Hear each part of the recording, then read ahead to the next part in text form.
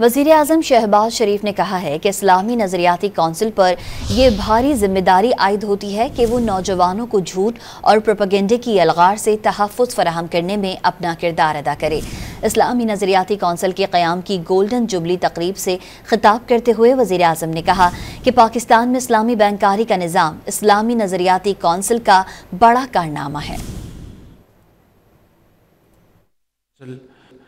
پر یہ بھاری ذمہ داری عائد ہوتی ہے کہ وہ خاص طور پر نوجوانوں کو منفی رویوں، غلط بیانیوں، جھوٹ اور پروپیگنڈے کی یلغار سے ان کو تحفظ فراہم کرنے میں اپنا کلیدی کردار ادا کریں۔